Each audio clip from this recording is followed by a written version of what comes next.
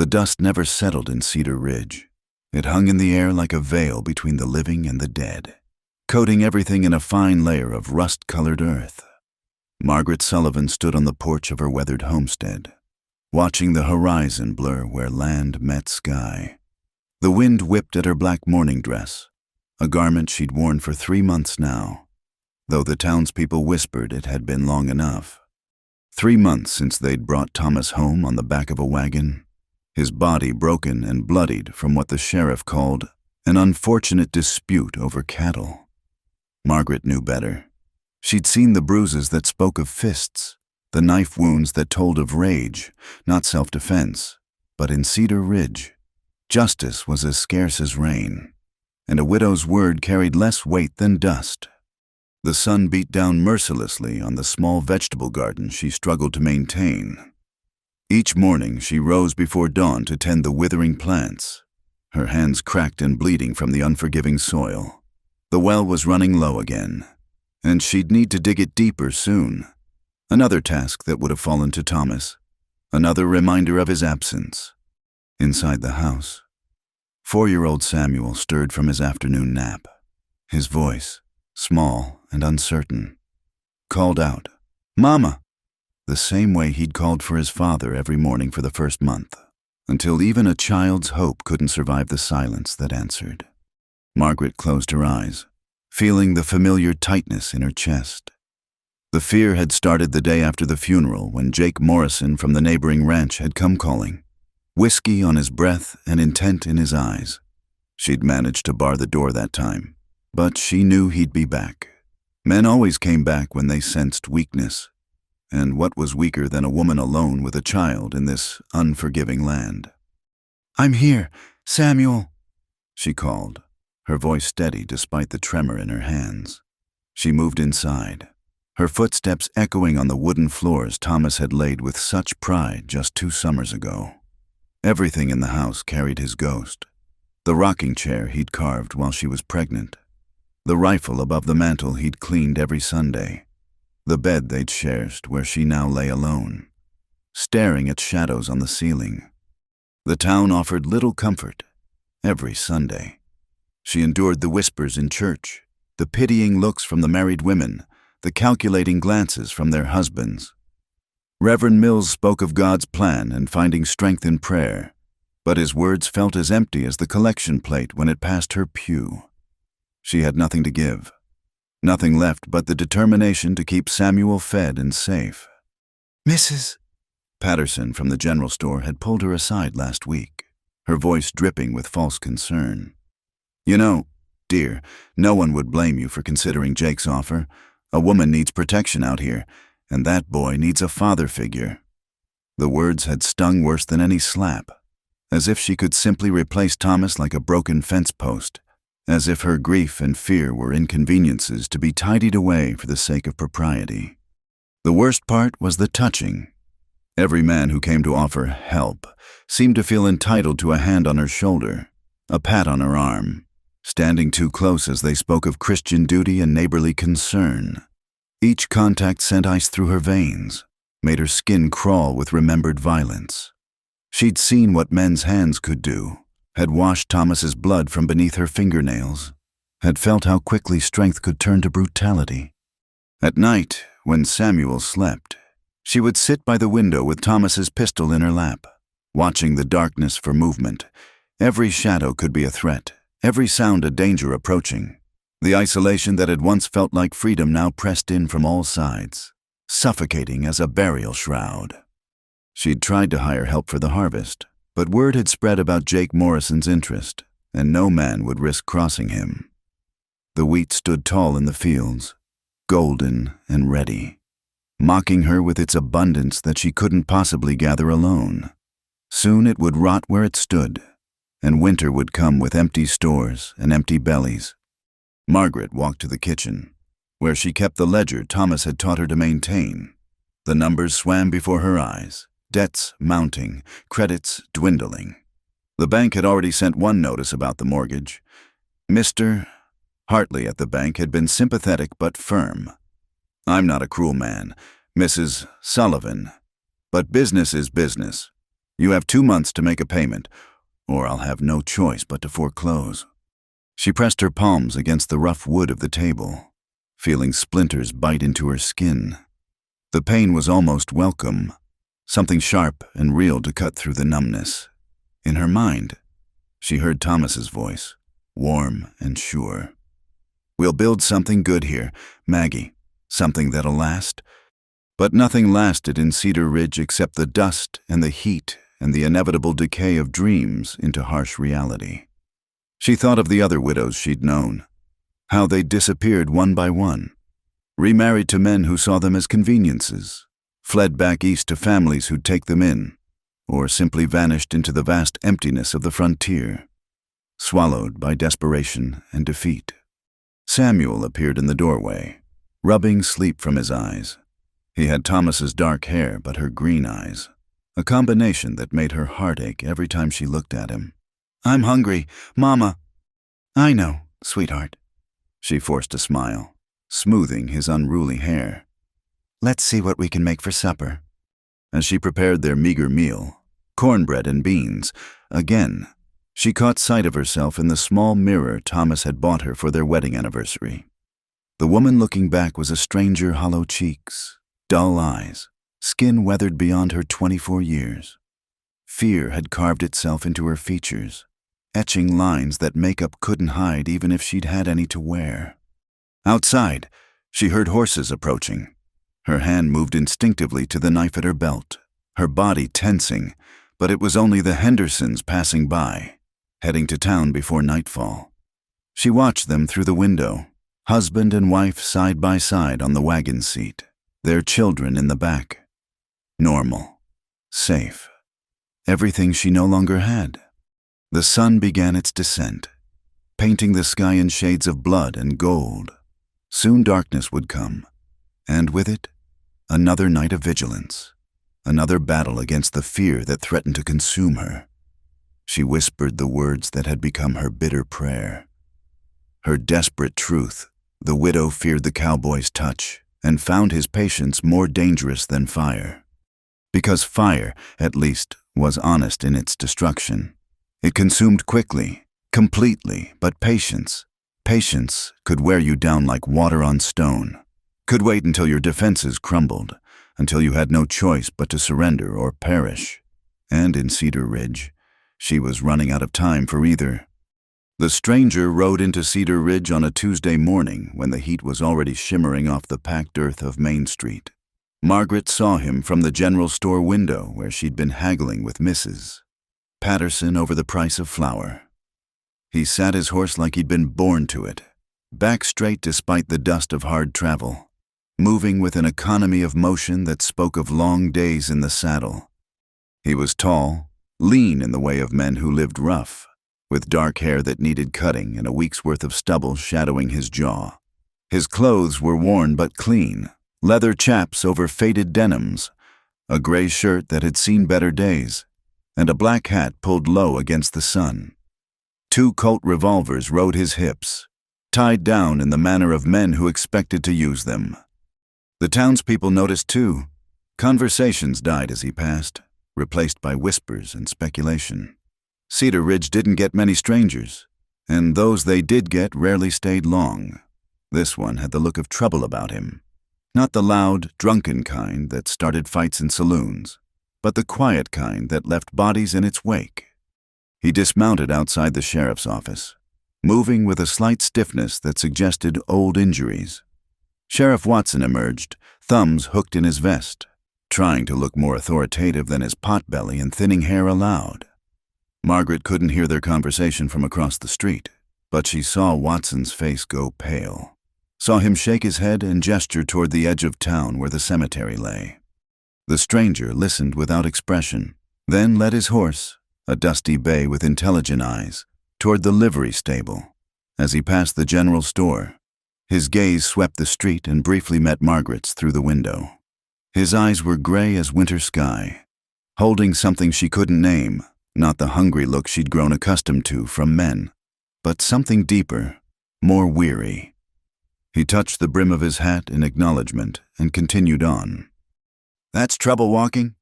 "Mrs." Patterson said, having noticed Margaret's attention. "Mark my words. Men like that don't come to places like Cedar Ridge without reason, and the reason's never good."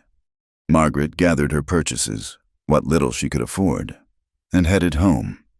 Samuel's small hand in hers, but she couldn't shake the image of those gray eyes, the way they'd looked at her without wanting anything. She learned his name that evening from Tom Henderson, who'd stopped by to check if she needed anything from town. "Calls himself Jack Cordell," Tom said, accepting the cup of water she offered. "Bert at the livery says he asked about work, but nobody's hiring, especially not his kind." "His kind?" Margaret kept her voice neutral, busying herself with wiping Samuel's face. "Gunslinger, clear as day. Probably wanted for something somewhere. Sheriff Watson's already sent telegrams asking about him." Tom shifted uncomfortably. "You be careful. Margaret, lock your doors at night. Man like that around, no telling what might happen." But it wasn't Jack Cordell who appeared at her door 2 nights later. It was Jake Morrison again, whiskey-bold and persistent. Margaret heard the horses before she saw them, Jake and 2 of his men, their laughter carrying on the night air. She grabbed Thomas's rifle, checked it was loaded, and positioned herself by the window. "Margaret Sullivan," Jake's voice boomed across the yard. "Come on out, woman. Time we had a talk about your situation." "State your business from there. Mr. Morrison," she called back, trying to keep the tremor from her voice. "It's late for social calls." "Everything's a social call between neighbors," Jake slurred. "Especially neighbors who might become something more. You can't manage this place alone. I'm offering you a solution." One of his men laughed, ugly and knowing. Margaret's hands tightened on the rifle. Samuel stirred in his bed, whimpering. She prayed he'd stay asleep, stay safe from whatever was about to happen. "I've given you my answer before. Nothing's changed." "Everything's changed." Jake's voice turned harder. "Your man's dead. You've got a mortgage coming due, and winter's approaching.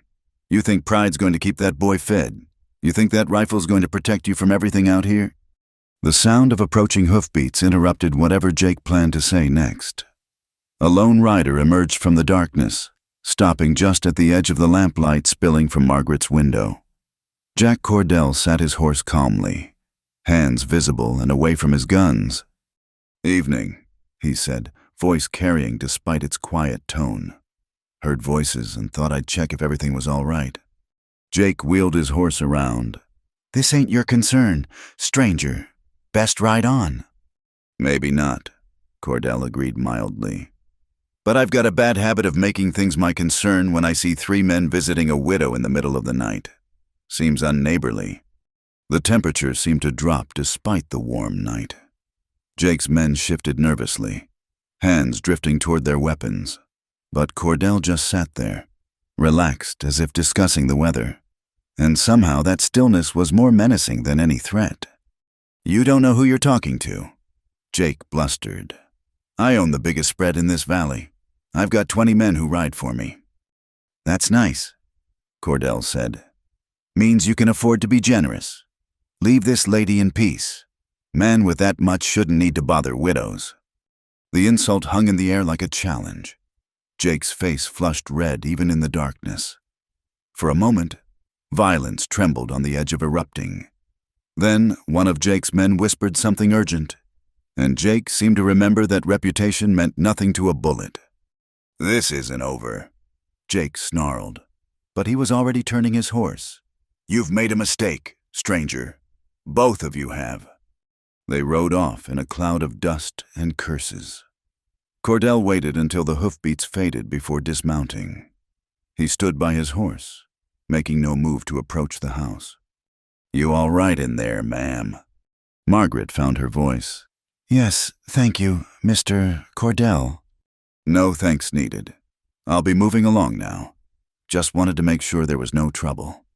She watched through the window as he led his horse away, disappearing into the darkness as quietly as he'd come. Her hands were shaking as she set the rifle down, her heart still racing. She'd expected him to want something: payment, gratitude, an invitation inside, Men always wanted something, but he'd simply come, helped, and left. The next morning, she found a dressed rabbit hanging from her porch rail, fresh and clean. No note, no sign of who'd left it. But she knew. As she prepared it for Samuel's supper, she wondered what kind of man helped without asking for recognition, protected without demanding payment. Word spread quickly about the confrontation. By noon, everyone in Cedar Ridge knew that the stranger had faced down Jake Morrison, that Margaret Sullivan had found herself an unlikely protector. The gossip ranged from scandalized to speculative, but Margaret noticed something else. Jake's men no longer lingered outside the general store when she went to town, no longer made crude comments as she passed. She saw Cordell once that week, watering his horse at the trough outside the blacksmith's. He was talking quietly with Walter, the smith, about possible work. His sleeves were rolled up, revealing scars on his forearms, some old and white, others newer, fighting scars, knife scars, the marks of a violent life. When he noticed her watching, he touched his hat brim again, that same neutral acknowledgement, no smile, no attempt to approach, just recognition and distance. Margaret found herself oddly disappointed, though she couldn't say why. Perhaps because his indifference was so unexpected, so different from what she'd grown to expect from men. "Mama, who's that?" Samuel asked, tugging at her skirt. "Nobody, sweetheart, just a man passing through." But even as she said it, she wondered if it was true. Men passing through didn't usually face down local bullies or leave gifts of food. They didn't water their horses with such careful attention or speak quietly with blacksmiths about honest work. That night, as she lay in bed listening to the familiar sounds of the prairie, she thought about gray eyes and scarred hands, about the kind of patience that could wait out 3 armed men without drawing a weapon. She thought about danger that came in different forms, some loud and obvious like Jake Morrison, others quiet and unreadable like Jack Cordell. The widow feared the cowboy's touch, she reminded herself, but for the first time in months, the fear felt different, less about what had been, more about what might be. And that, perhaps, was the most dangerous thing of all. The drought came early that year, turning the prairie into a tinderbox and the creek into a trickle of mud. Margaret stood in her withering cornfield, watching another day's hope crumble into dust. The wheat was already lost, brown stalks rattling in the hot wind like dried bones. Without the harvest, she'd have nothing to sell, nothing to put toward the mortgage that loomed like a storm cloud on her horizon. Samuel helped as much as a 4-year-old could, carrying the water bucket that grew heavier with each trip from the well. She'd already had to dig it deeper twice, and still the water came up murky and sparse. Her hands were raw from the rope, her back screaming from the constant bending and hauling. "Looks like you could use some help." She spun around, heart hammering, to find Jack Cordell standing at the edge of her property. He'd approached so quietly she hadn't heard him, a skill that both impressed and unnerved her. He stood with his hands visible, empty, making himself as non-threatening as a man wearing 2 guns could manage. "Mr. Cordell." She straightened, trying not to show how much the simple movement hurt. "What brings you out here?" "Saw the state of things when I rode by yesterday. Drought's hitting everyone hard, but it's worse when you're trying to manage alone." He gestured toward the field. "I've got some time, if you'd accept the help." Pride warred with desperation. She'd managed 3 months on her own, had sworn she wouldn't depend on anyone again. But Samuel needed to eat, and pride was a luxury she couldn't afford. "I can't pay much," she admitted, hating the words even as she spoke them. Didn't ask for pay. He was already rolling up his sleeves, revealing those scars again. "Just neighborly help, though I wouldn't turn down a hot meal now and then, if you're offering." Before she could respond, he was walking toward the well, testing the rope with experienced hands. Within minutes, he'd rigged a better pulley system using materials from her barn, making the water drawing easier. He worked without commentary, without trying to take charge or tell her what she'd been doing wrong. Over the next days, he appeared each morning just after sunrise, worked until the heat became unbearable, then disappeared. He mended fences, reinforced the chicken coop against coyotes, and somehow coaxed a few more weeks of life from the dying vegetables. He worked with quiet efficiency, speaking only when necessary, never presuming familiarity. The town, of course, had opinions. "It ain't proper, Mrs." Henderson told her after church, loud enough for others to hear. "A widow woman having a man like that around. People are talking." "Let them talk," Margaret replied, exhaustion making her bold. "They're not the ones trying to keep a farm running and a child fed." But the whispers followed her through town like tumbleweeds.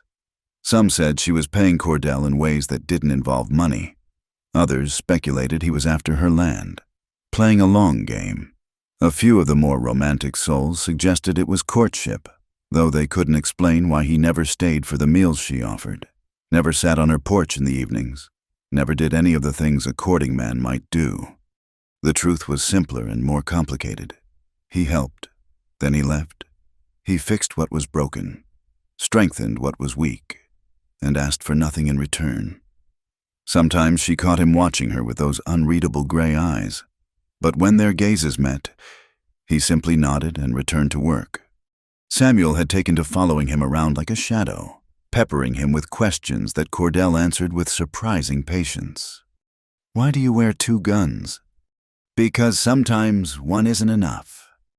"Were you a soldier?" "Something like that." "Why don't you have a family?"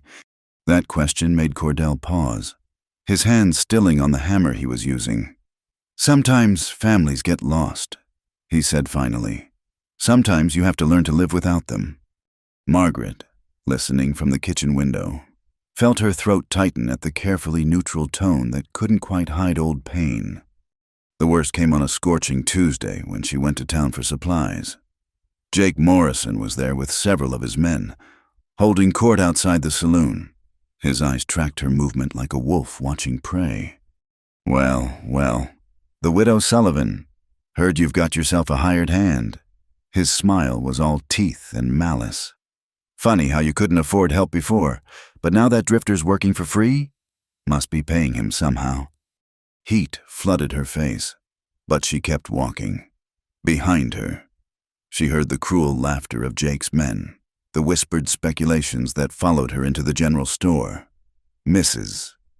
Patterson served her with pursed lips and disapproving silence, clearly having chosen her side in the court of public opinion. When she returned home, Cordell was replacing boards on the barn roof. He took one look at her face and climbed down. "Morrison." She nodded, not trusting her voice. To her horror, tears threatened. She hadn't cried since Thomas's funeral, had sworn she wouldn't show weakness, but the constant struggle, the judgment, the fear, it was wearing her down like water on stone.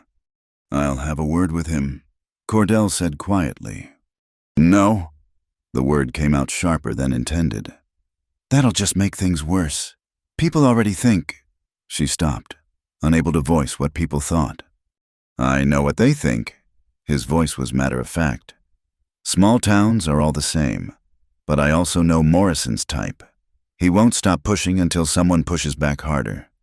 Violence isn't the answer. Sometimes it's the only answer men like him understand." He paused, studying her. "But it's your choice. I'm just here to help with the farm." That night, she couldn't sleep. Through her window, she saw a figure sitting on a boulder at the edge of her property, keeping watch. Cordell's silhouette was still as carved stone against the star-filled sky. She realized he'd been doing this for nights now, guarding while she slept, asking nothing in return. The next morning, she made coffee strong and black, the way she'd seen him drink it, and carried 2 cups outside. He accepted his with a nod of thanks. "Why?" she asked, surprising herself with the question. He was quiet for so long she thought he wouldn't answer. "Had a wife once," he said finally. "Sarah. Had a farm, too, up in Kansas. Wasn't there when trouble came calling." He took a sip of coffee, his eyes fixed on the horizon. Been trying to balance that ledger ever since. She wanted to ask more, but something in his stillness warned against it. They drank their coffee in silence, watching the sun paint the sky in shades of rose and gold.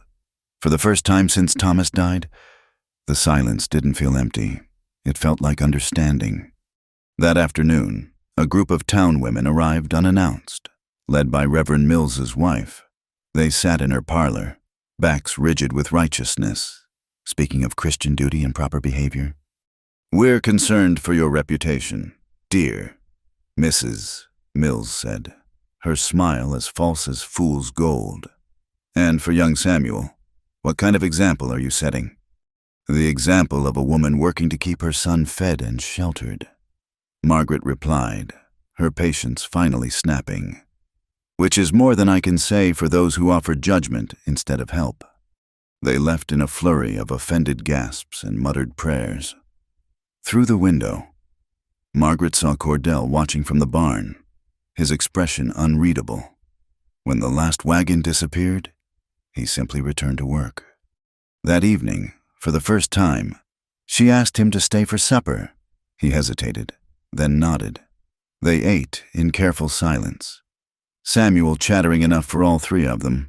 It was strange having a man at her table again, but not frightening, not with him. As he prepared to leave, he paused at the door. "They're not wrong to talk," he said quietly. "My being here causes you problems." "My being here causes me problems," she replied, "at least with you around. Some of them get solved." He almost smiled then, a slight softening around his eyes. "Good night, Mrs. Sullivan." "Margaret," she corrected. "If you're going to cause scandal helping me, you might as well use my given name."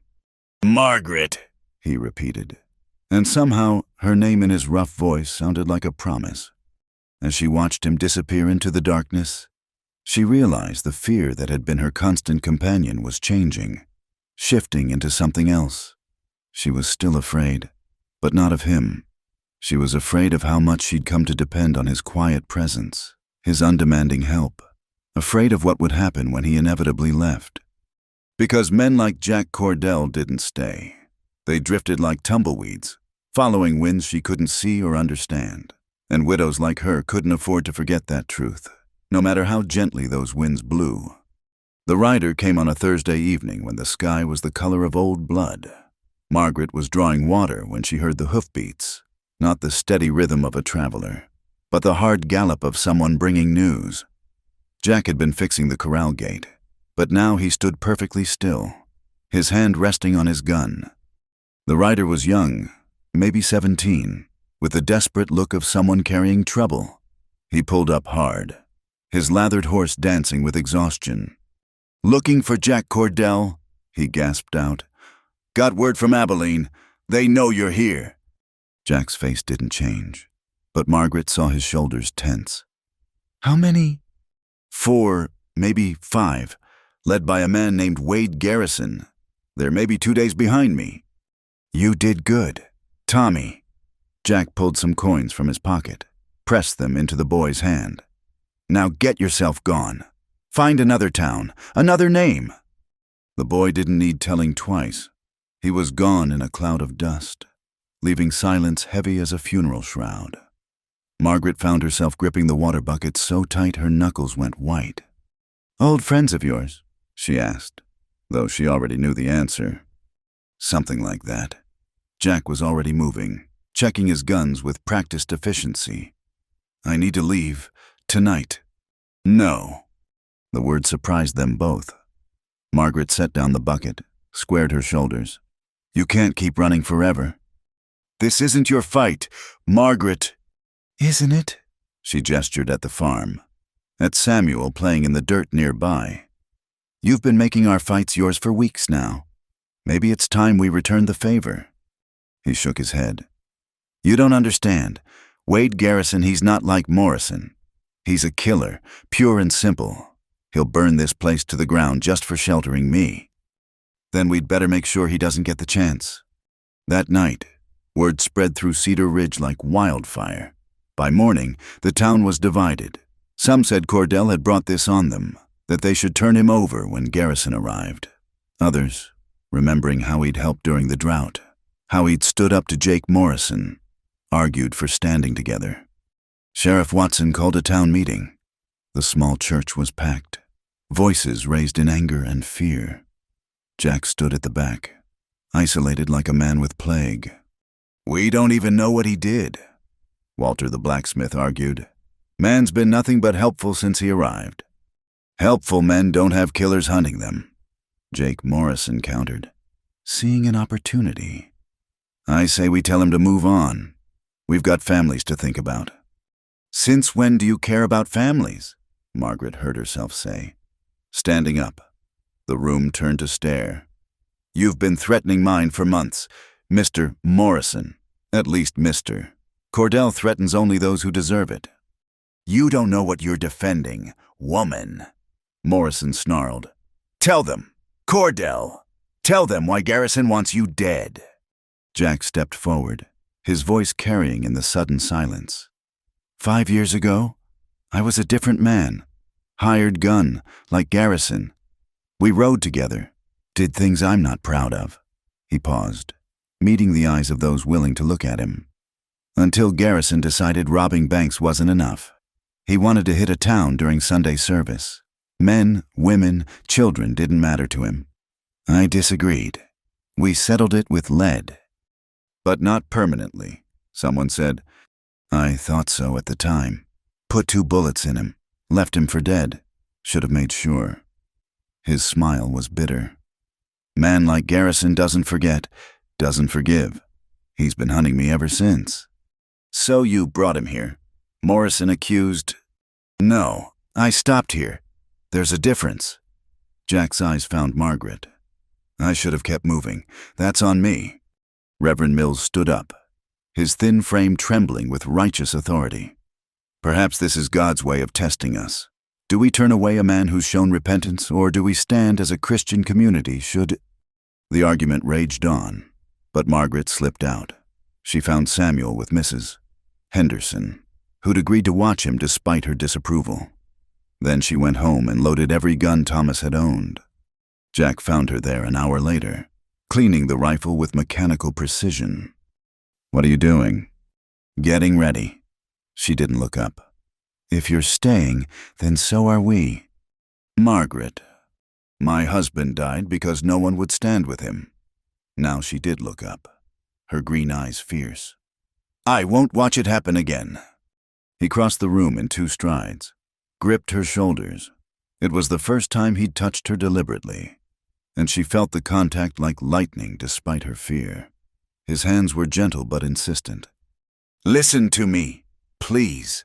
Wade Garrison has killed more men than you've had hot meals. He's fast, he's mean, and he enjoys it. You can't what can't fight can't protect what's mine." She pulled away, angry now. "I've been doing both since Thomas died. Don't tell me what I can't do." They stared at each other, the air between them charged with more than anger. Then Samuel's voice carried from outside, high and frightened. "Mama, mister, Jack Ryder's coming." They rushed out to find not Garrison, but Sheriff Watson with a small posse. The lawman looked uncomfortable but determined. "Jack Cordell, I'm placing you under protective custody. For your own good and the town's—" Jack's hand twitched toward his gun, then stilled. "You mean you're locking me up to make an easier target?" "I mean I'm trying to prevent a bloodbath." Watson's voice was tired. "Come peaceful, and maybe we can work something out." Margaret stepped forward. "He stays here, on my property, under my protection." "Mrs. Sullivan, you don't have the authority." "I have the authority of a property owner defending her land and those on it." She hefted the rifle. "Unless you're planning to arrest me, too." The standoff stretched taut. Then Walter the blacksmith rode up, followed by Tom Henderson and, surprisingly, Doc Martinez. "Sheriff," Walter said calmly, "might want to rethink this. Man's got friends here." Watson looked at the growing group. calculated odds, and swore under his breath. This is a mistake. When Garrison comes, he'll find a town that doesn't turn its back on those who've earned our respect, Doc Martinez said quietly. That still means something here. The sheriff left with dire warnings, but he left. As the dust settled, Margaret realized she was shaking. Jack's hand touched her elbow, steady and warm. "Thank you," he said simply. "Don't thank me yet," she managed a weak smile. "We haven't survived this."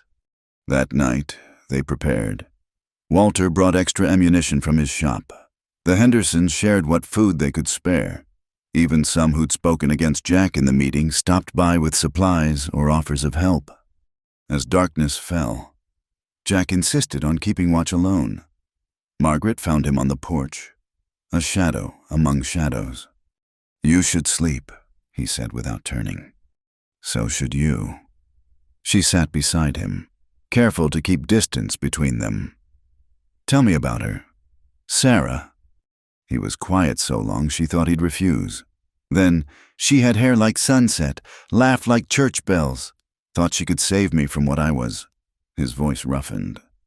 "Died believing it, even with Garrison's bullet in her chest." Margaret's breath caught. "He killed her." "Because of me. Because I tried to leave that life." He finally looked at her, eyes glinting in the moonlight. "That's why I kept moving. Everyone I stopped near becomes a target." "And yet you stopped here?" "Yeah." The word was soft as wind. "Couldn't seem to help myself." She wanted to ask why, but footsteps interrupted. Samuel, barefoot and rubbing his eyes. "Can't sleep. Mama, is the bad man coming?"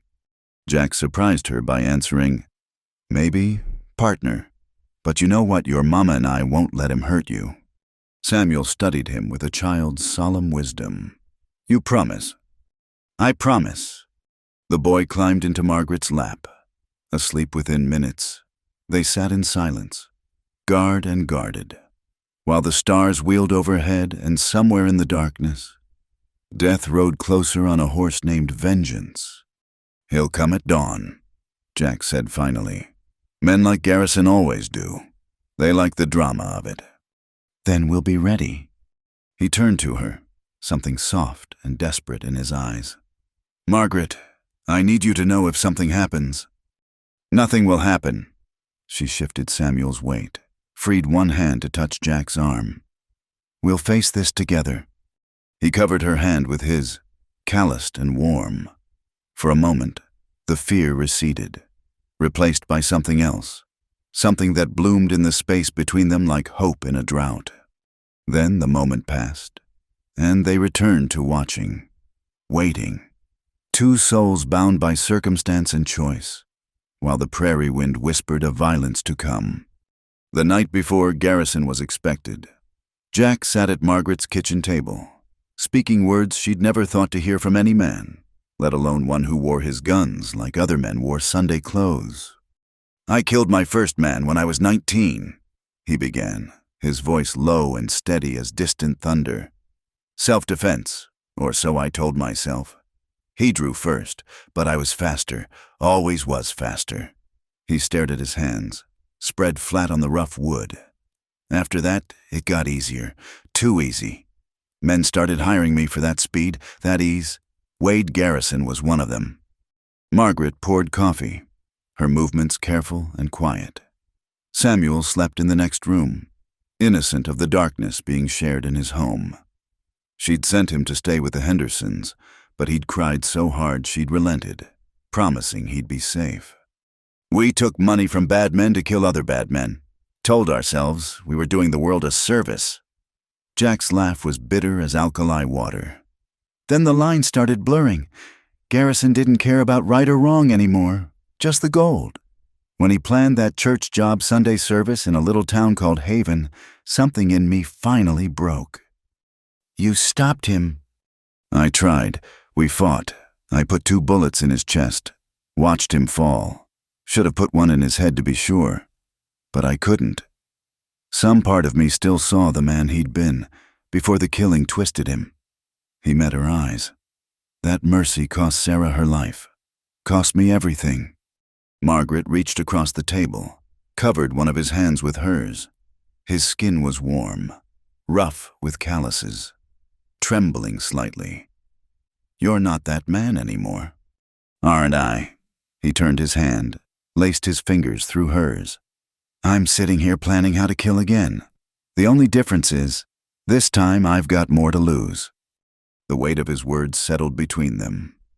Through the window, the first hints of false dawn touched the eastern sky. Soon, too soon, the reckoning would come. Tell me about your loss, Jack said quietly. You know my ghosts. Share yours. Margaret had spoken of Thomas's death to no one.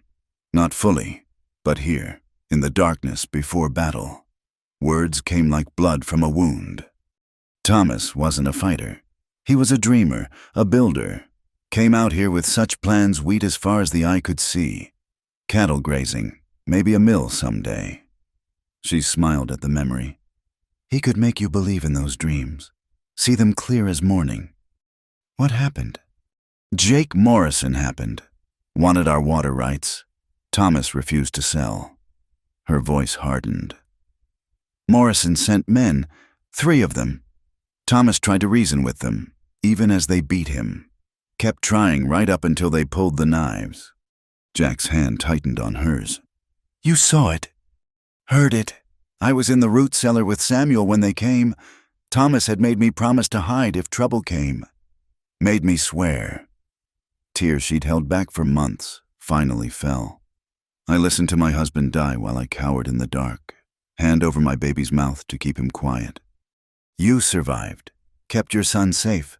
That's what he wanted. Is it enough? The question tore from her. Is surviving enough when it costs so much? Jack stood, pulled her gently to her feet. For a moment, they stood close, her tears dampening his shirt.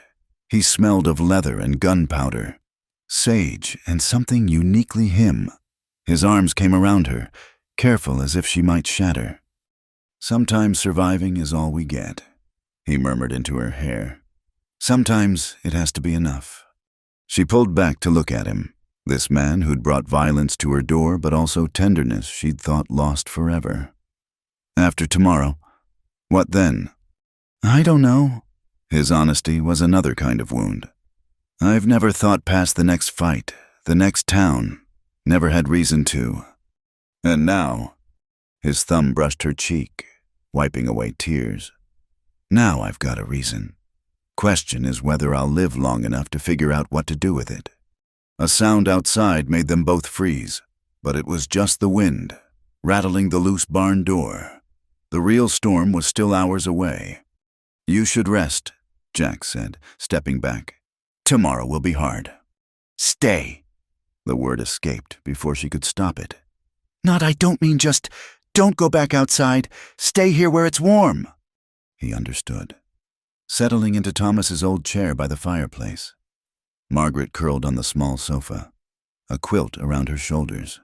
They talked through the remaining darkness, not of death or fear, but of small things. How Samuel was learning his letters. How Jack had learned to gentle horses from an old Apache man. The best way to preserve vegetables for winter. The constellation patterns they'd memorized on long, lonely nights.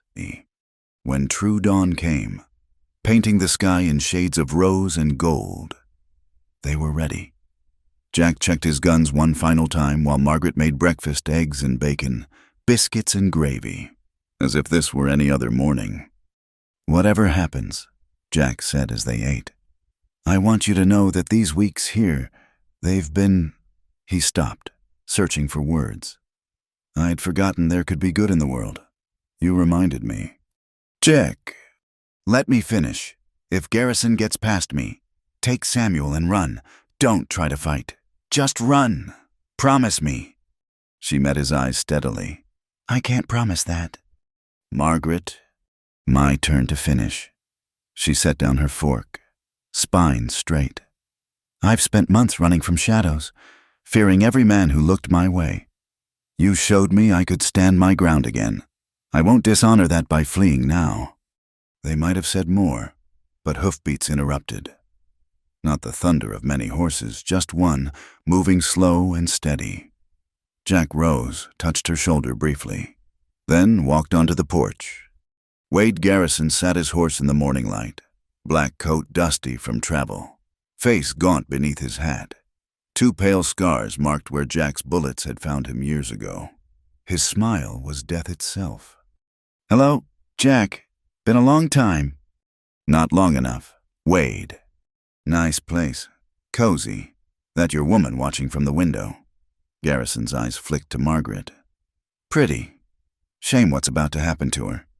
Jack stepped down from the porch, moving away from the house. "This is between us. Leave her out of it." "Like you left Sarah out of it." Garrison dismounted, his movements snake smooth. "Oh, wait. You didn't. You got her killed playing house, pretending you could be something you're not." "Where are the others?" Tommy said 4 or 5. "Sent them around to flank the town. Wanted you to myself." Garrison spread his coat back, revealing pearl-handled Colts. "Besides, killing you in front of your new woman seems fitting, poetic even." Margaret watched from inside, rifle ready. She'd seen gunfights before, drunken brawls that ended in blood. This was different. Both men stood perfectly still, hands loose at their sides, death coiled in their stillness. "You don't have to do this, Wade," Jack said. "We were partners once. Friends." "Friends," Garrison laughed, ugly and sharp. "You shot me, left me to die slow in the dirt. Took me 2 years to heal, another 3 to track you down. You call that friendship?" "You were going to murder innocent people. I was going to make us rich. You chose strangers over me, over us." His voice dropped, almost conversational. "After I kill you, I think I'll stay a while. Your woman looks like she could use comforting." Jack's face never changed, but something shifted in his stance. "Wade, walk away. Last chance." "You always were too soft, Jack. That's why." Garrison drew, fast as thought, fast as lightning, but Jack was faster, always had been. 2 shots cracked the morning air, so close they sounded as one. Garrison staggered, looking down at the spreading red on his chest with something like surprise. His gun slipped from nerveless fingers. "Damn," he whispered. "You're still faster." He fell forward, raising dust that settled like a burial shroud. Jack stood motionless, gun still raised, as if frozen in that moment of violence. Margaret rushed out, but stopped when she saw his face. The look there was grief and relief and exhaustion all mingled. The expression of a man who'd finally paid an old debt in the only currency that mattered. "It's done," he said, voice hollow. "It's finally done." Riders appeared from the direction of Town Sheriff Watson, Walter, Tom Henderson, and others. They'd heard the shots. "Come running." Watson dismounted, checked Garrison's body, then looked at Jack with something like respect. "Self-defense. We all saw it." He glanced at the other men, who nodded agreement. "I'll need a statement, but there won't be charges." As they loaded Garrison's body onto a horse, Jack turned to Margaret. The morning sun caught the silver threads in his dark hair, the lines that pain and time had carved in his face. He looked older, worn, but somehow lighter. "His men were arrested trying to sneak into town," Watson interrupted. "We were ready for them. It's over. Cordell, really over." But looking at Jack's face, Margaret wondered if anything was ever really over, or if the past just waited, patient as winter, for its chance to return. The aftermath of violence hung over the farm like smoke from a distant fire. Jack had retreated to the barn after giving his statement to Sheriff Watson, and Margaret found him there as the sun reached its zenith, sitting on a hay bale with his head in his hands. "The Hendersons brought Samuel back," she said quietly. "He's asking for you." Jack looked up, his gray eyes shadowed with something deeper than exhaustion. "He shouldn't be around me, not after what he might have seen." "He didn't see anything. I made sure of that." She moved closer, careful not to crowd him. But he knows something happened. Children always do. Another reason I should leave. He stood abruptly, began checking his saddle with mechanical precision. Garrison's dead, but there'll be others. Men in our line of work. We make enemies like farmers make crops, regular and plenty. Margaret felt ice form in her chest. You're running again. It's what I do. He wouldn't meet her eyes. What I should have kept doing instead of stopping here, pretending I could be something else. You are something else. She grabbed his arm, forced him to face her. You've been something else every day you've worked this farm, every kindness you've shown Samuel, every moment you've chosen to build instead of destroy. I killed a man this morning, Margaret, shot him down in front of your home. His voice was raw. How is that different from what I've always been? Because this time you were protecting, not just killing, because it mattered. Because... She stopped, gathered courage. Because I need you to stay. The words hung between them, naked and vulnerable. Jack's hand stilled on the leather. You don't know what you're asking. Don't I? She stepped closer, close enough to see the pulse beating in his throat. I'm asking for help with the harvest, for someone to teach Samuel how to ride, for coffee on the porch when the day's work is done. Her voice dropped. I'm asking you not to leave me to face the winter alone. He turned then, caught her shoulders in his hands. Margaret, you deserve better than a reformed gunslinger with blood on his hands and ghosts in his head. Maybe, but what I need is you. Before he could respond, Samuel's voice piped up from the barn door. Mister, Jack Mama says you might be going away. They turned to find the boy standing uncertain in the doorway, clutching the wooden horse Jack had carved for him the week before. His small face was pinched with worry. Jack knelt, bringing himself to Samuel's level. Sometimes grown-ups have to move on, partner. But why did I do something wrong? No, Jack's voice roughened. No, you didn't do anything wrong. Then stay. Samuel moved forward, wrapped his small arms around Jack's neck with a child's simple faith. We need you. Mama cries at night when she thinks I'm sleeping. She didn't cry so much when you were here. Margaret made a sound protest or confirmation. She wasn't sure. Jack's arms came up slowly, carefully, to return the boy's embrace, over Samuel's head. His eyes met hers, and she saw the moment his last defense crumbled. All right, he said roughly. All right, I'll stay, for now. Forever, Samuel pulled back, hopeful. We'll see, partner, we'll see. But staying meant facing the town's judgment, and that came swift. Some, like Walter and Doc Martinez, treated Jack with newfound respect. He'd faced his past, protected the town, proved himself. Others, led by Jake Morrison, saw only confirmation of their worst suspicions. Man's a killer, Morrison proclaimed loudly at the general store. Brought death to our doorstep. What happens when the next one comes looking? Then we'll face that together too. Tom Henderson replied firmly. Same as we did this time. The divide deepened over the following days. Margaret found dead chickens on her porch one morning, a warning or a threat. She couldn't tell. Someone painted killer's whore on the side of her barn in red paint that looked too much like blood. Jack scrubbed it off before Samuel could see, his face carved from stone. This is why I should go, he said as they worked side by side to repaint the wall. I'm bringing you nothing but trouble. You're bringing me help with the painting, she replied stubbornly. Hold that brush steady. But she saw the weight it put on him, the way his hand went to his gun whenever riders approached, the sleepless nights he spent watching for threats that might never come or might arrive tomorrow. The crisis came from an unexpected direction. Mr.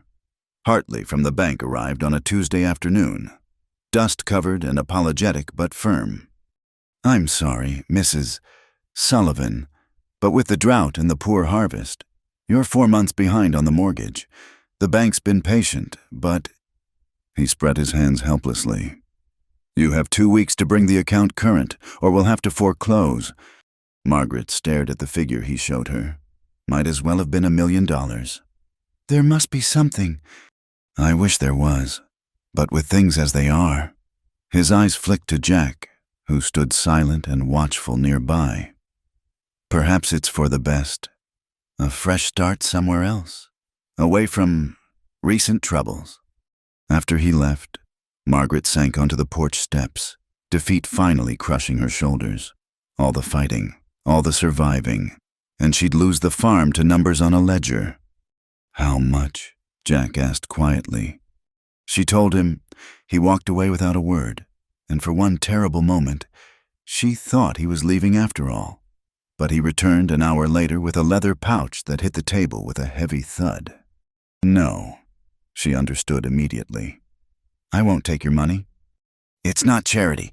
Call it wages for future work. He pushed the pouch toward her. Count it. She did, hands trembling. It was enough, more than enough. Jack, this is everything you have. Not everything. His eyes held hers. Just money, blood money, mostly. At least this way it does some good. I can't. You can. He covered her hands with his, stilling their shaking. Margaret, I've got nothing to offer but a fast gun and a bad reputation. Let me at least offer this. You have more to offer than you know. She turned her hands, laced their fingers together. But if I take this, we do it proper, legal. You become a partner in the farm. Partners. He tested the word, almost smiled. All right, partners. They went to town the next day, paid the mortgage, filed the papers making him co-owner. The clerk's eyes widened at Jack's name on the documents, but he processed them without comment. Word spread like wildfire the widow Sullivan had tied herself to the gunslinger, made it official. That night, as they sat on the porch watching stars emerge, Samuel asleep between them, Jack spoke into the comfortable silence. I never thought I'd own land again. Never thought I'd want to. And now? Now I'm thinking about spring planting. Thinking about teaching Samuel to shoot just for hunting. He added quickly at her look. Thinking about a lot of things I'd given up on. Margaret shifted closer, felt his arm come around her shoulders, natural as breathing. Dangerous thinking for a gunslinger. Former gunslinger, he corrected. Now I'm a farmer, partner to the stubbornest woman in the territory. Former widow, she said softly. Now what am I, Jack? He was quiet for a long moment, then pressed a kiss to her temple, gentle as morning dew. You're home, Margaret, you're home. But even as warmth bloomed in her chest, she knew their trials weren't over. Jake Morrison wouldn't accept this quietly. The town remained divided, and somewhere out there, more ghosts from Jack's past might be riding toward them. For tonight, though, she let herself rest in the circle of his arm, feeling the steady beat of his heart, the quiet breathing of her son, the vast peace of the prairie night. Tomorrow would bring its own troubles. Tonight, she was home too. The stars wheeled overhead, indifferent to human struggles, while on the porch of a small farm in Cedar Ridge, two damaged souls found in each other, not healing not yet, but the promise of it. And sometimes, Margaret thought as sleep finally claimed her, a promise was enough to build a life on. Even if that life was built on blood-soaked ground, even if the foundation was laid with bullets and tears. Love, she was learning, grew in the strangest soil, bloomed in the harshest conditions, and like the prairie grass that survived drought and fire and winter's killing cold, it endured. It endured. The night Jake Morrison made his move, the first snow of winter was falling, soft and silent as a held breath. Jack had been restless all day, pacing the boundaries of the farm like a wolf scenting danger. Margaret knew better than to question his instincts. They'd saved them more than once in the weeks since Garrison's death. Take Samuel to the root cellar, he said quietly as darkness fell. Stay there until I come for you. Jack, Please, Margaret, this time, please just do as I ask." Something in his voice made her comply without further argument. She bundled Samuel in quilts, despite his sleepy protests, and descended into the cold earth that had once hidden her from Thomas's killers. This time, she thought grimly, she had a rifle and the will to use it. She didn't have long to wait. The thunder of hooves announced Morrison's arrival, not sneaking like a thief, but coming bold as brass with what sounded like a dozen men. Through the wooden doors of the cellar, she heard Jack's voice, calm and carrying. "Evening, Morrison. Bit late for a social call." "Past time for talking. Cordell." Morrison's voice was whiskey-slurred but vicious. "You've bewitched half this town, turned them against me. Time to settle accounts." "I turned no one. You did that yourself with your greed and cruelty." "Cruelty," Morrison laughed, ugly and sharp. "You want to see cruelty, boys? Burn it down. Start with the barn." Margaret bit her knuckle to stifle a cry. That barn held their winter feed, their tools, everything they needed to survive until spring. Through a crack in the cellar door, she saw flames beginning to lick at the wooden structure. "That's enough, Morrison." A new voice. Sheriff Watson, arriving with more riders. "I told you I'd arrest any man who broke the peace tonight." "Arrest me." Morrison's laugh was wild now. "Half these men ride for me. You going to arrest them all? Sheriff?" The tension stretched taut as wet leather. Margaret counted heartbeats, counted breaths, kept her hand steady on the rifle. Beside her, Samuel whimpered softly, and she pulled him closer. Then Jack spoke, quiet but clear. "Morrison, call off your men and ride away. Last chance. Or what you'll shoot me down like you did Garrison, show everyone what you really are." "I know what I am." Jack's voice carried no heat, only certainty. "Question is, do you? You're about to cross a line you can't come back from. Your men might follow you in burning barns, but will they follow you in murder and killing women and children? Who said anything about? We both know why you're really here. Not for me, for her, for what you think you're owed." Now there was steel in Jack's tone. "But she's not property, Morrison, not yours, not mine, and I'll die before I let you treat her like she is." Margaret heard murmurs among Morrison's men, uncertainty creeping in. The fire in the barn grew brighter, casting dancing shadows across the snow. "Jake!" One of Morrison's men spoke up. Margaret recognized the voice as Bill Sawyer, who had a wife and young daughters. "Maybe we should go. We made our point." "Shut up, Bill." Morrison's control was fraying. "Any man who rides away now better keep riding. You're with me or against me." More murmurs, horses shifting nervously. Then the sound of several riders peeling away, choosing family over loyalty to a madman. "Jake Morrison!" Sheriff Watson's voice rang with authority. "You're under arrest for arson and disturbing the peace. Drop your weapons." "The hell I will." Gunfire erupted, shattering the night. Margaret pressed Samuel's face against her shoulder, covering his ears as best she could. Through the chaos, she heard Jack's Colts speaking their deadly language, heard men crying out, horses screaming. Then, cutting through it all, Jack's voice in pain, a sound she'd never heard from him, one that froze her blood. She was moving before thought could stop her, pushing Samuel into the deepest corner of the cellar. "Stay here, no matter what happens. Stay here." She burst from the cellar into a scene from hell. The barn was fully ablaze now, casting everything in lurid orange light. Bodies lay in the snow, some moving, some still.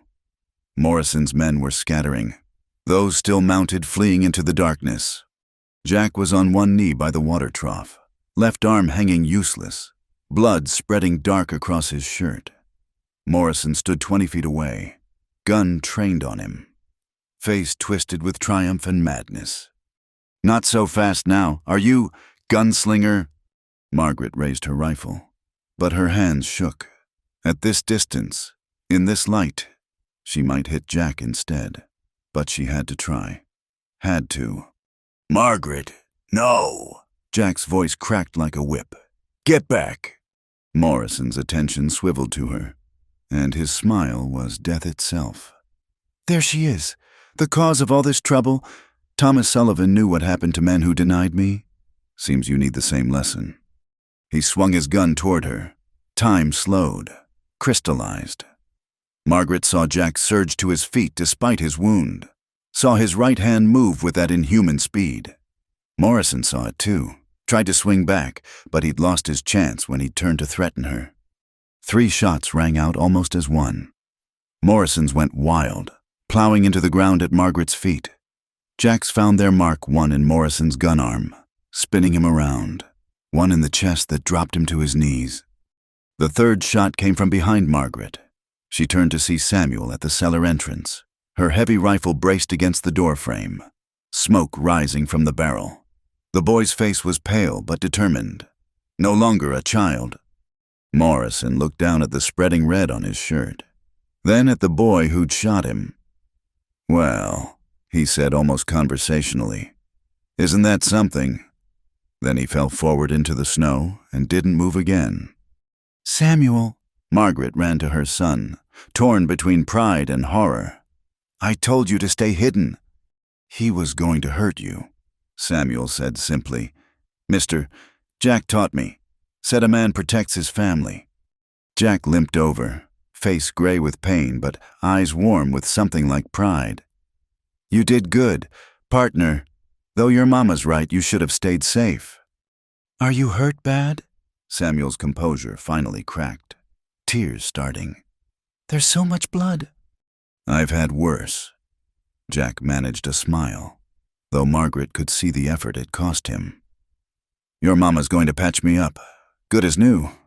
Sheriff Watson approached, his own arm bloodied but mobile. "It's over. Morrison's dead.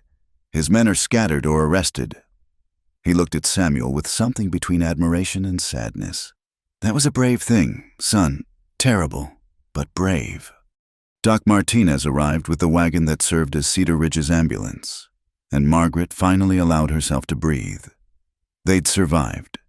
Somehow. Impossibly. They'd all survived. Hours later, with Jack bandaged and resting, the barn a total loss but the house intact, Margaret sat by his bedside. Samuel slept between them, exhausted by trauma and triumph alike. "He shouldn't have had to do that," Jack said quietly. "No child should have to carry that weight." "He saved us both." Margaret smoothed Samuel's hair, then reached over to touch Jack's face. "You trained him well." "Too well, maybe." His eyes were dark with pain that went deeper than physical wounds. "I've made him like me." "No."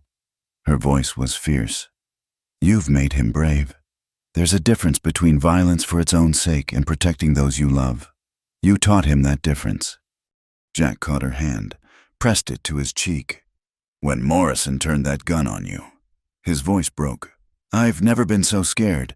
Margaret, not even when Garrison killed Sarah. The thought of losing you, of Samuel losing another parent.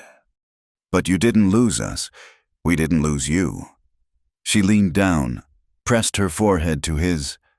"We're all here, Jack, wounded but whole. That's what matters.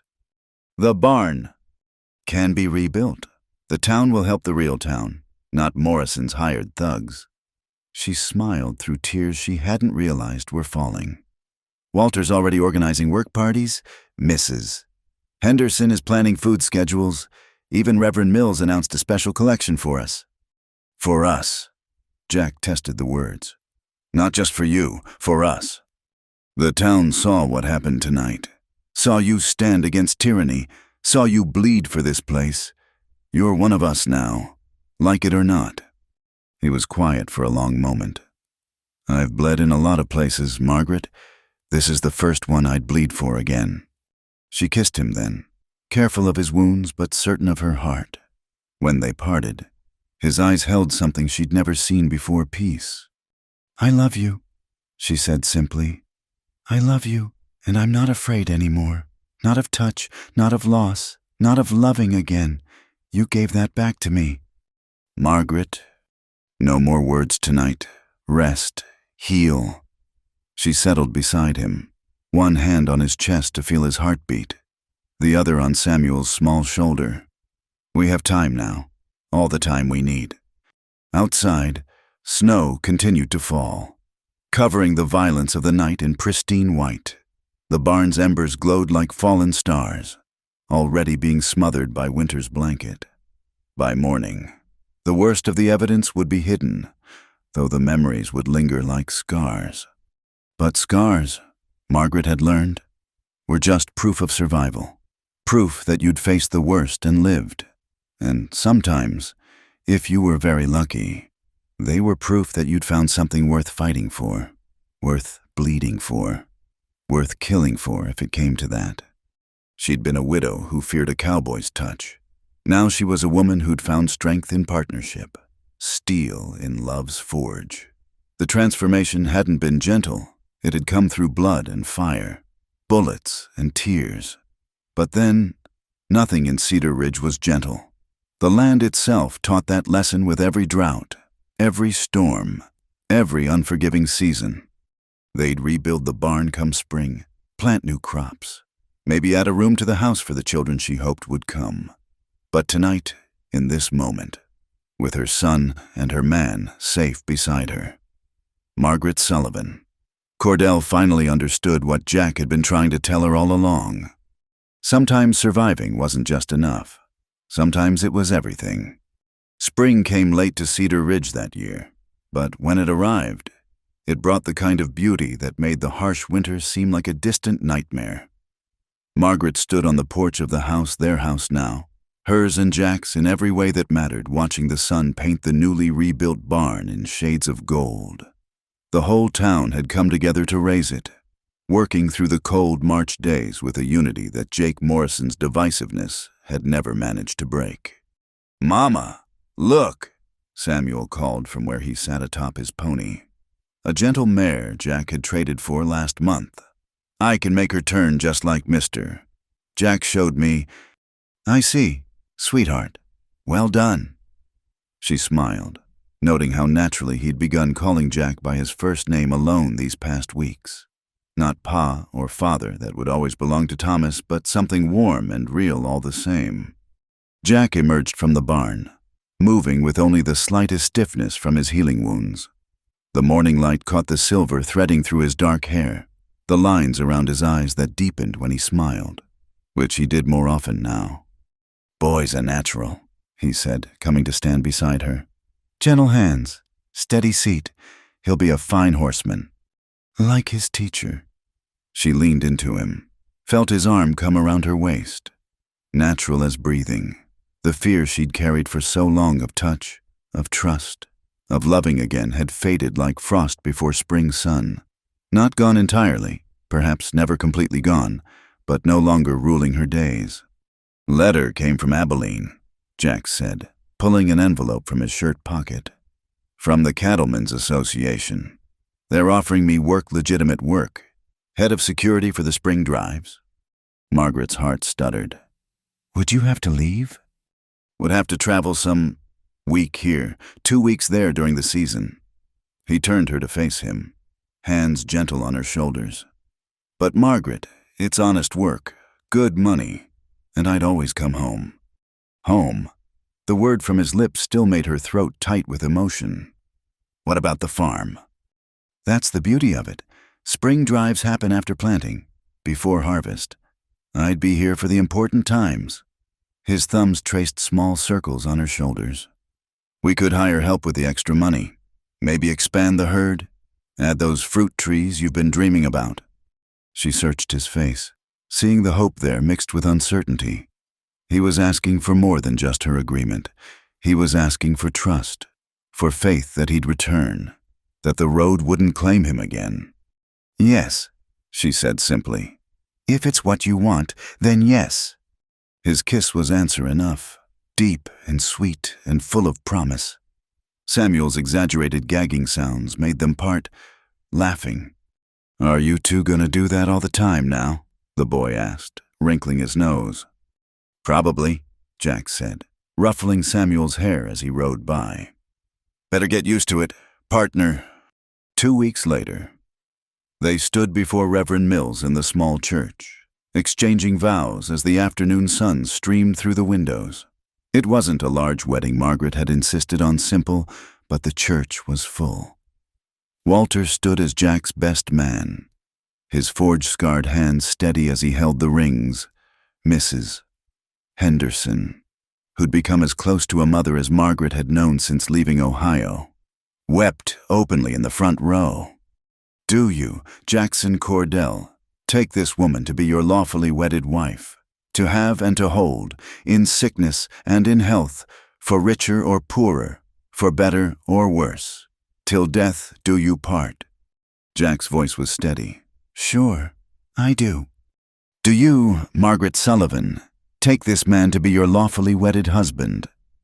Margaret barely heard the rest, lost in Jack's gray eyes, in the miracle of standing here when 6 months ago she'd been certain she'd never trust again, never love again, never allow a man's hands to touch her without fear. "I do," she whispered, then louder. "I do."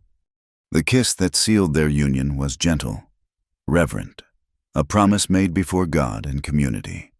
Samuel, standing as ring-bearer in his first proper suit, beamed like the sun itself. The reception in the churchyard was modest but joyful. Even some who'd opposed Jack initially came to offer congratulations.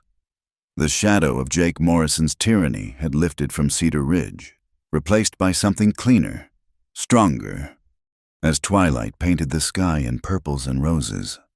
Jack and Margaret finally escaped to walk alone by the creek, now running full with snowmelt. "No regrets?" Jack asked, their fingers entwined. "None." She stopped walking, turned to face him. "Jack, I need to tell you something." Concern flickered across his features. "What is it?" "I'm pregnant." The words hung in the air between them like stars coming out.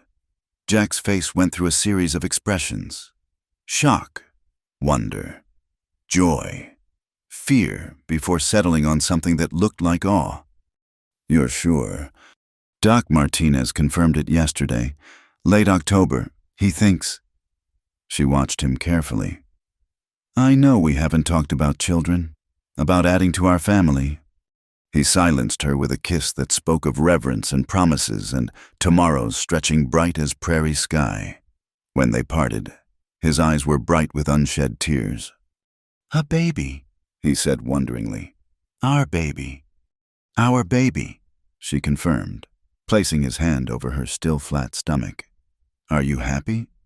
"Happy," he laughed, the sound carrying across the water. "Margaret, I've spent years thinking I'd die alone in some dusty town, payment for all the violence I'd done. Instead, I have you, Samuel, a home, honest work, and now," he shook his head in wonder, "God's got a strange sense of justice, giving me so much more than I deserve." "Not more than you deserve," she said firmly. "Exactly what you deserve, what we both deserve. After everything."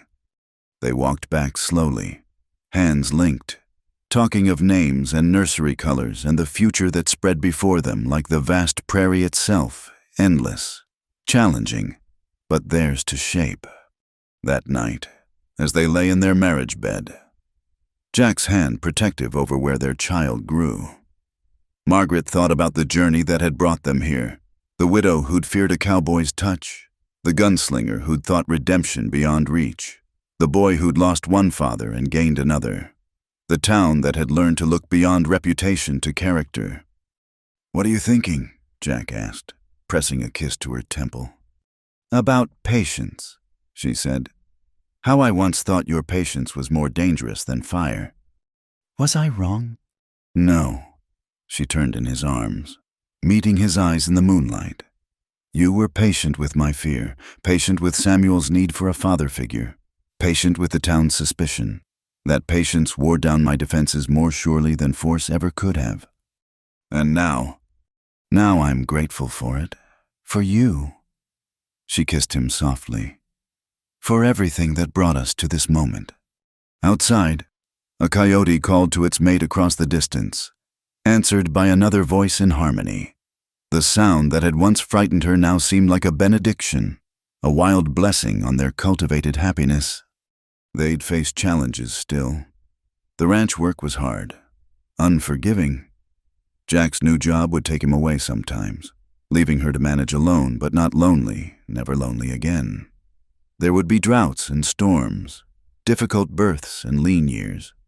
Samuel would grow, struggle with the memory of violence he'd been forced to commit, need guidance through the transition from boy to man. But they'd face it all together. This unlikely family forged in loss and fear and violence, tempered by patience and trust and love, the widow and the gunslinger, the boy who bridged two fathers, the baby yet to come, all part of the endless story of the frontier, where broken things could be mended, where second chances grew like wheat after fire, where love was both the question and the answer. Margaret Sullivan Cordell fell asleep to the steady beat of her husband's heart, her son safe in the next room, new life growing beneath her own heart. She'd learned that some things were worth fearing. Yes, but more things were worth the courage to overcome that fear. Love was one of them. Trust was another. And sometimes, just sometimes, a patient man's touch could heal wounds that violence had carved, could build something lasting on ground watered with tears. The prairie wind sang through the wheat, a lullaby as old as the land itself. And in a small farmhouse in Cedar Ridge, where blood had been spilled and hearts had been broken and mended, a family slept peacefully, ready for whatever tomorrow might bring. Because they'd survived the worst, everything else was just living. And living, Margaret had learned, was its own kind of victory, quiet, daily, precious as water in drought. She'd take that victory, hold it close, tend it like the garden that would soon burst with new growth. The widow no longer feared the cowboy's touch. She cherished it, as she cherished the man who'd taught her that patience could be stronger than fear, that love could grow in the harshest ground, that sometimes the best things came to those who had the courage to stop running and stand their ground. In Cedar Ridge, spring had truly come at last. Thank you so much for listening to this story of love, redemption, and second chances in the Wild West. We'd love to hear where you're listening from, whether it's during your commute, at home, or somewhere across the prairie. Please subscribe to From Wild West channel and share your thoughts about Margaret and Jack's journey in the comments below. What did their story mean to you? We read every comment and love connecting with our listeners from around the world.